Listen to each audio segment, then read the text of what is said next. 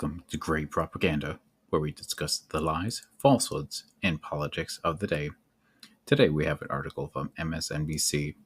The DNC outperformed the RNC in a category that will probably vex Trump, by again Clarissa-Jan Lim.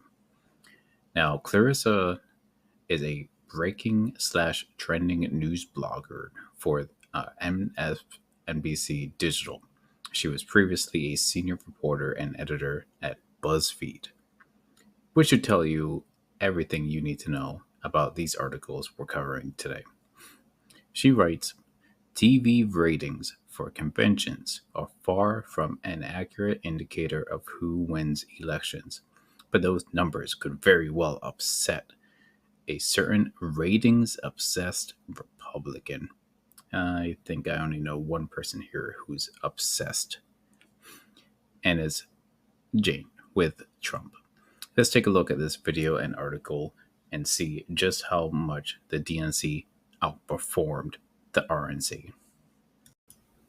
It's always an honor to have you on the show. Look, I was looking forward to hearing from you, as well as the other Tennessee three. And I know that you guys were not able to actually speak at the convention because of timing. I want you to share with our viewers some kind of thoughts that you were going to say at the convention. Yes, well, it is always an honor to join you, Katie.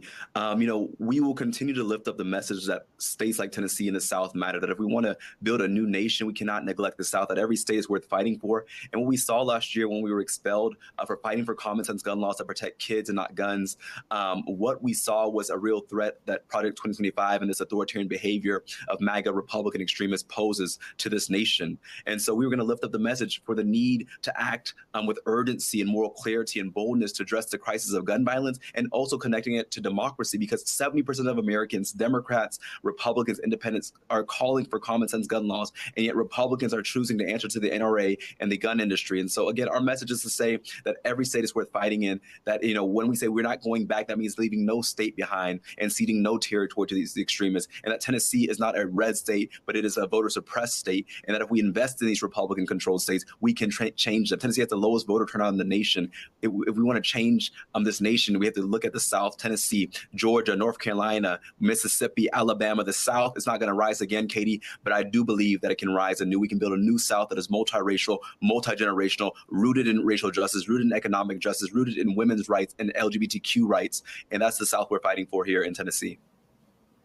And the crowd would have gone wild, as I am. That would have been amazing. So I'm grateful that you took the time to share that with our viewers tuning in. It was your first.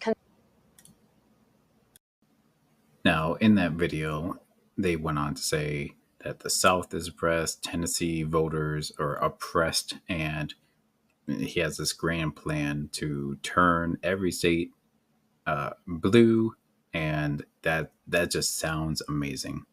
I don't really know what he's going on about, but it sure is passionate. He did speak fast and loudly, with a lot of enthusiasm, so I'm sure the DNC would have ate that up. Now, here in this article, it begins with, as Democrats made the case for their presidential nominee this week, an average of 21.8 million viewers tuned in over 4 days to watch the events in Chicago.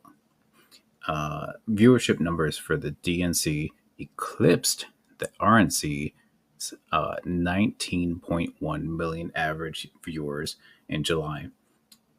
The final night of the DNC, which featured Harris's acceptance speech, drew 26.2 million viewers, slightly higher than the 25.3 million people who watched the last night of the Republican convention. Now, real quick about these numbers. 26.2 million viewers versus 25.3. That's only a 3.5% increase. 21.8 million viewers over 4 days versus 19.1 million. That is only 14% of an increase. These numbers that she is trying to blow up, that makes it seem like the DNC was so much more successful than the RNC, is nothing, barely anything. And very similar stats to an article from last week where CNN was pointing out 20 lies in the Elon and Trump interview that was done on X, which were really just slight discrepancies of numbers. And it is funny where if these slight number increases are a positive thing for Democrats, they love to point it out as victory, and a lie. Now the article continues with her pointing out that Harris's speech clocked in at 38 minutes while Trump's clocked in at 92 minutes. Somehow this larger number now indicates that Trump is vexed and angry and losing. I don't really understand why this is even brought up, or if this helps her point that she's trying to make. The article continues with a bunch of other nonsense about who spoke at the DNC, like Oprah Winfrey, Lil Jon, and Pink, Beyonce. The article continues with that the convention ratings are far from an accurate indicator of who will win the election, but those data points might vex the GOP nominee, who has long taken pride in his ability to draw a crowd, which is only a few percentage points smaller in these ratings. Trump's fixation on TV ratings and crowd size are well documented, and his frustration with the larger audiences that Harris has drawn at her campaign events in recent weeks has been obvious.